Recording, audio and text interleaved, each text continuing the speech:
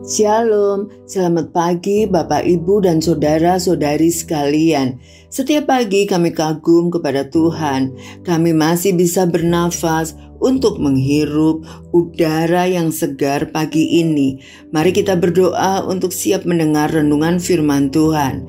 Selamat pagi Bapak yang baik. Kami bersyukur untuk hari yang baru dan berkat yang baru pada pagi hari ini. Terima kasih untuk anugerah-Mu. Beri kami hikmat Allah untuk bisa memahami dan mengerti kebenaran firman-Mu, sehingga firman-Mu menjadi terang dalam setiap langkah hidup kami. Dalam nama Yesus kami berdoa. Amin.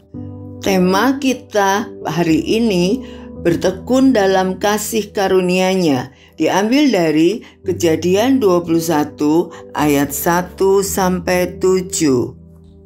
Tuhan memperhatikan Sarah seperti yang difirmankannya, dan Tuhan melakukan kepada Sarah seperti yang dijanjikannya. Maka mengandunglah Sarah, lalu ia melahirkan seorang anak laki-laki bagi Abraham dalam masa tuanya, pada waktu yang telah ditetapkan sesuai dengan firman Allah kepadanya.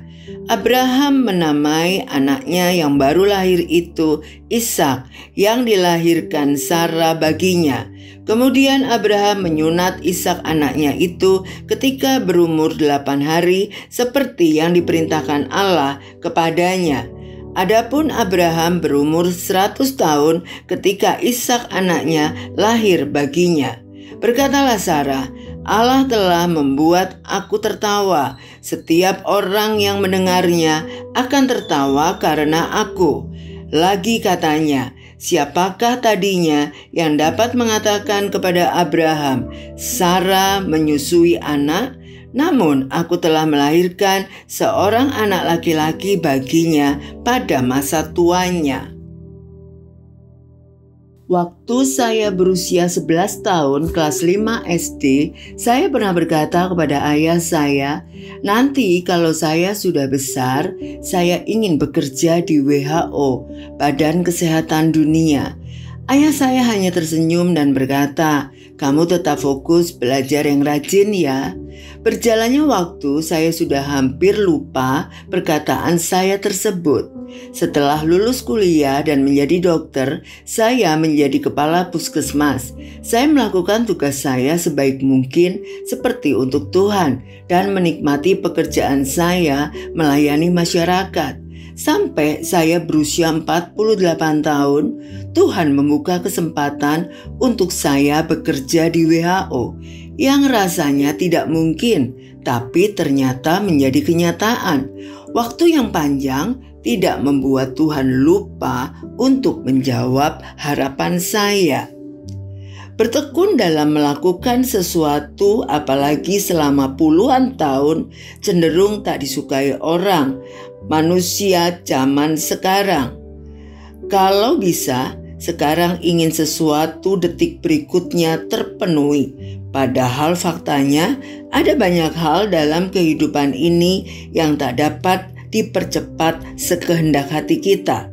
Misalnya, bertambahnya usia dan terbit terbenamnya matahari, keduanya tak dapat dipercepat. Masa penantian akan janji Tuhan juga bekerja menurut waktu dan cara Tuhan. Itulah yang dialami pasangan Abraham dan Sarah.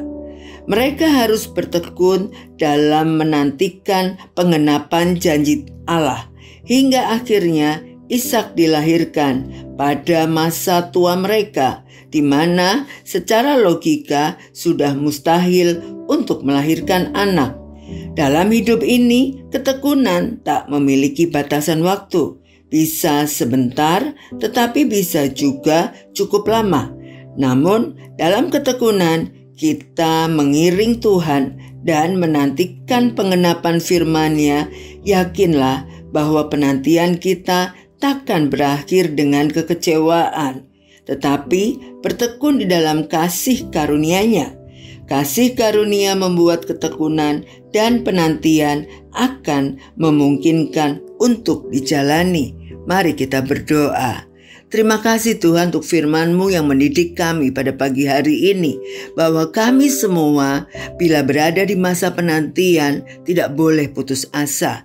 Biarlah kami tetap fokus melakukan segala sesuatu yang terbaik, karena kami percaya masa penantian kami tidak ada yang sia-sia. Tuhan tidak pernah lupa kepada janji-Mu kepada kami, dan kami percaya di dalam ketekunan, di dalam kasih karunia Allah, kami memperoleh hal yang terbaik yang Kau janjikan. Kami bersyukur hanya di dalam nama Tuhan Yesus kami sudah berdoa. Haleluya. Amin. Selamat beraktivitas. Tuhan Yesus memberkati.